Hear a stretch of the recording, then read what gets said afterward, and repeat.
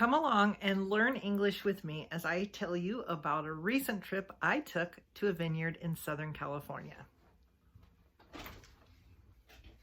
Welcome to English Coach 3Ts. I'm Tanya. If you've ever been to California or seen pictures or television shows, you know that we have a lot of wineries, especially in the northern part of the state. And recently, here in Southern California, I went on a wine tasting with some of my friends and wanted to share some of the pictures and videos with you so that you could see some of what we did while learning vocabulary, phrases, and much more in context. We went to 3 different wineries, and this was something that I had never done before. You could say I was a newbie. A newbie is just somebody who is doing something for the first time or they're very new at whatever they're doing. I really enjoy doing this with other people because I am not a wine connoisseur, which is someone who knows a lot about wine and maybe you could call them an expert. Some of the other women in our group knew a lot more about wine than I did.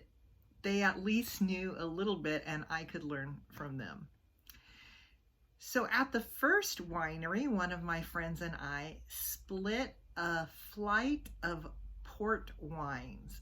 So you can see in this picture that there are 4 little carafes. That is the little jar or the little glass that is holding the wine is called a carafe.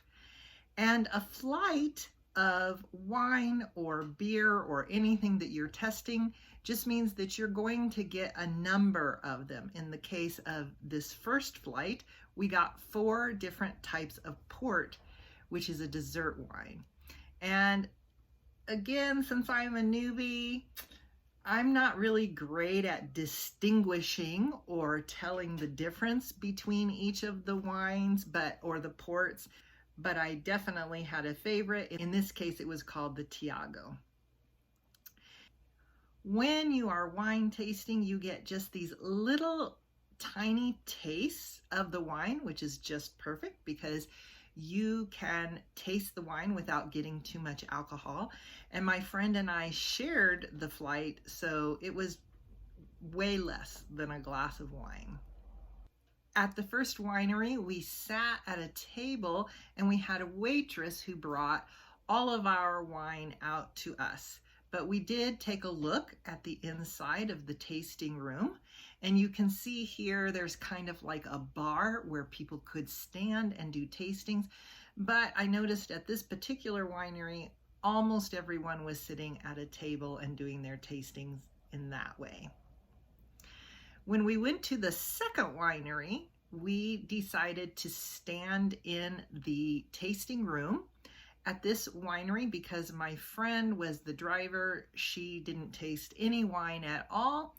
I had just one wine that I tasted, and I took some time to go out into the courtyard so that I could enjoy the fountain and the different flowers that they had out there.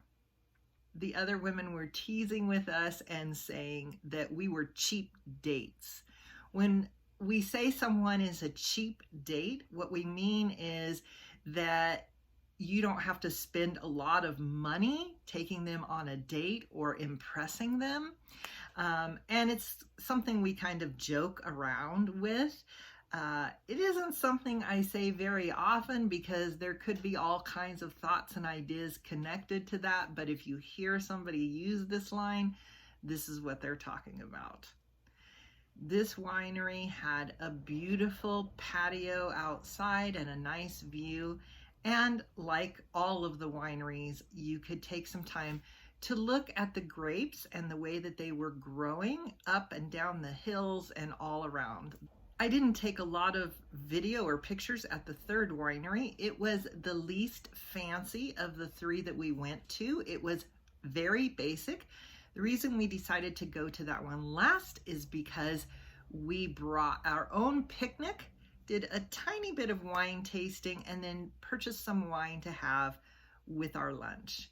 And it was beautiful weather. There was lots of talking and laughing and sharing stories.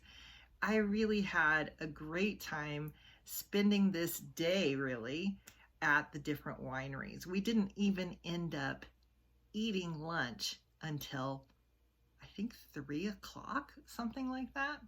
In the United States, it's really common to eat lunch at about noon, give or take.